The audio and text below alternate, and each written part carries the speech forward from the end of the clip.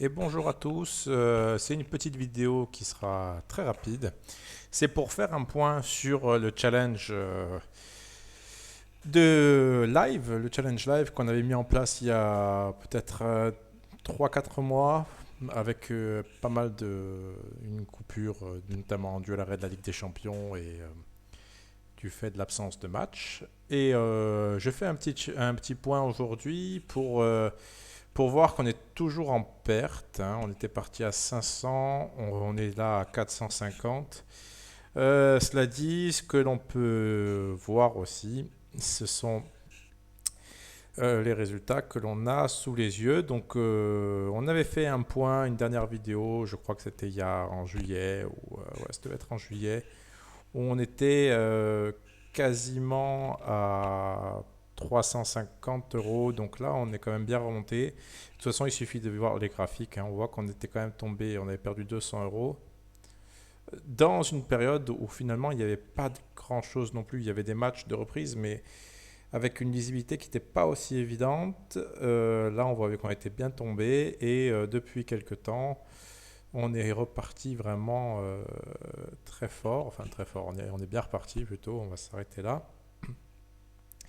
Donc on voit que le challenge repart, on va regarder un peu les derniers résultats. Je vous conseille ce logiciel, hein, Invest Manager, qui est proposé par David Tenerel, un de nos partenaires, et c'est assez facile, hein, de le mettre en place.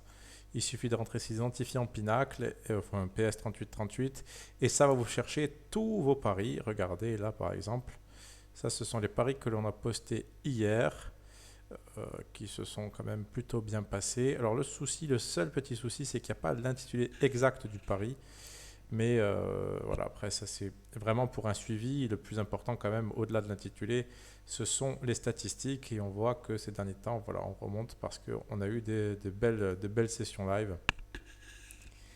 Et c'est ce qui explique notre remontée. Donc maintenant, vu qu'on est à 450 euros, on va repasser sur une mise un peu plus agressive, hein, puisqu'on est quasiment dans les standards pour remiser notre mise de départ, c'est-à-dire 20 euros.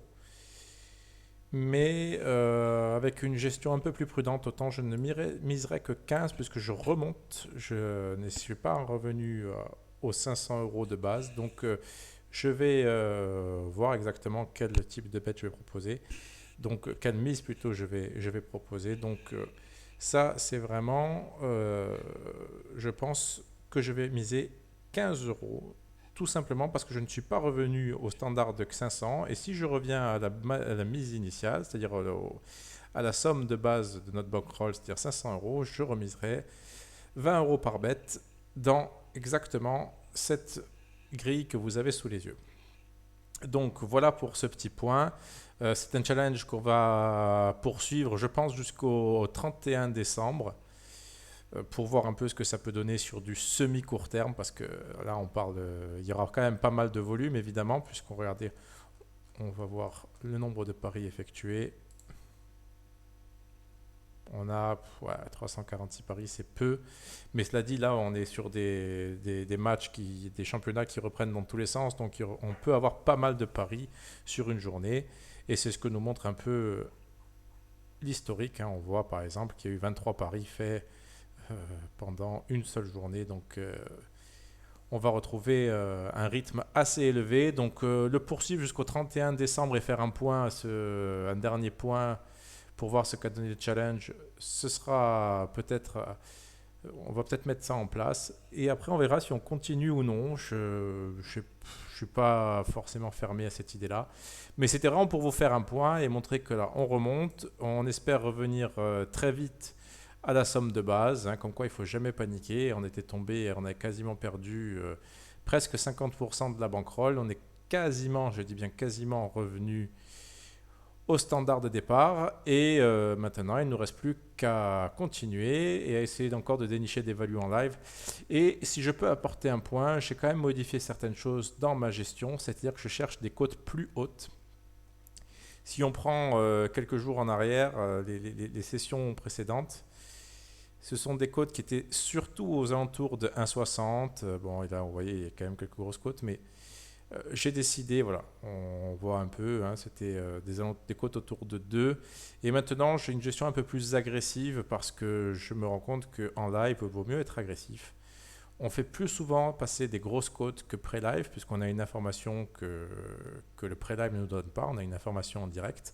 Alors évidemment, on peut des fois se tromper, être complètement, faire 0 sur, par exemple 0 sur 3, comme ici. Mais on a des infos et ce serait bête de les laisser de côté. Et c'est pour ça qu'il faut optimiser, à mon sens, la value, pardon. Et voilà pourquoi, depuis quelques jours, j'opte vraiment pour du quasiment minimum 2. Et on voit que c'est très souvent 2, 2,70, 7. Hein, ici, c'était le match contre Leeds où on avait joué Leeds gagnant. Sans rien regretter. Ici aussi, le Hertha aurait pu très bien faire un coup. Bon, bref, je ne vais pas rentrer dans le détail des paris, mais c'est pour vous montrer que voilà, il faut profiter des grosses cotes en live, à mon sens, puisque on a une info et après, une fois qu'on a décelé cette info-là et qu'on imagine qu'il y a de la value dessus, il ne faut pas s'en priver. Donc, j'en finis avec cette vidéo. Un dernier point. Donc, tout simplement rappeler que la bankroll remonte. On va bientôt revenir à la bankroll de départ et on va essayer enfin de la faire décoller avec un petit peu de réussite parce qu'il en faut, c'est évident, et en espérant que vous êtes toujours nombreux à me suivre. Je remets ici les infos pour la gestion de bankroll, pour le lien vous permettant de suivre ce challenge.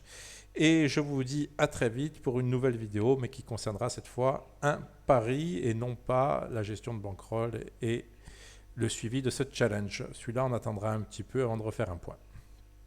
Bonne journée à tous et bonne trêve internationale. On le sait, ce n'est pas les meilleurs matchs, mais il faut patienter avant la reprise de nos championnats. Voilà, bonne journée à vous.